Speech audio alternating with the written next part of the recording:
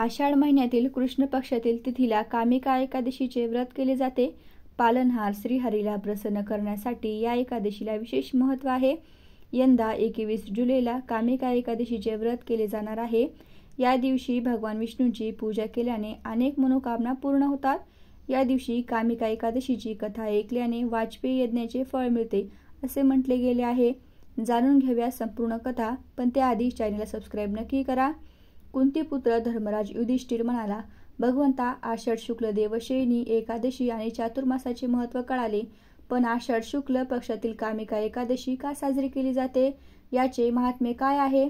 श्रीकृष्ण म्हणाले, हे युधिष्ठिर, आता एकादशीची कथा ब्रह्माजींनी स्वतः देवर्षी नारदांना सांगितली होती। तीच कथा आज मी तुला सांगणार आहे।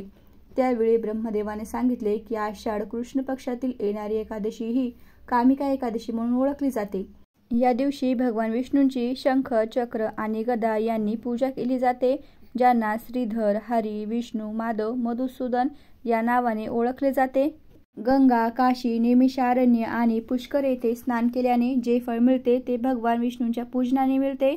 सूर्य आणि चंद्रग्रहणात कुरुक्षेत्र आणि काशी या ठिकाणी स्नान करून, समुद्र आणि वनांसह पृथ्वीचे दान करून, सिंह राशीत गुरुग्रहात गोदावरी आणि गंडकी नदी स्नान केल्याने जे फळ मिळत नाही ते भगवान विष्णूंच्या पूजनाने प्राप्त होते। या दिवशी देवांची पूजा केल्याने देवगंधर्व, सूर्य या सर्वांची पूजा होते। तसेच कामिका एकादशी व्रत केल्याने अनेक पापेही नष्ट होतात असे म्हटले जाते। या एकादशीला भगवान विष्णूला भक्तिभावाने तुळशीची पाने अर्पण केल्याने अनेक पापापासून मुक्तता मिळते। तसेच ही कथा ऐकल्याने यज्ञाचे फळ मिळते असेही म्हटले जाते। पौराणिक मान्यतेनुसार एका गावात शूर क्षत्रिय ब्राह्मण राहत होता। काही कारणामुळे एके दिवशी त्याचे एका ब्राह्मणाशी भांडण झाले आणि त्या भांडणात तो मरण पावला। त्या क्षत्रियाला स्वतःच्या हाताने त्या ब्राह्मणाचे अंतिम संस्कार करायचे होते, पण इतर पंडितांनी त्यांना असे करण्यास मनाई केले। त्यांनी सांगितले की तुम्ही ब्राह्मणाच्या हत्येचे दोषी आहात, या गोष्टीचा तुम्हाला पश्चाताप करावा लागेल आणि या पापातून तुम्हाला मुक्त व्हावे लागेल।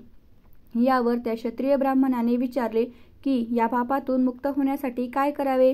तेव्हा ब्राह्मणाने सांगितले की आषाढ महिन्यातील कृष्ण एकादशीला भगवान श्रीधरांचा भक्तिभावाने उपवास करून ब्राह्मणांना भोजन दिल्यास आशीर्वाद प्राप्त होतो, तसेच पापातून मुक्ती मिळते। क्षत्रिय ब्राह्मणाने या रात्री भगवान श्रीधरांची उपासना केली आणि ब्राह्मणाच्या हत्येच्या पापापासून मुक्तता केली असे म्हटले जाते।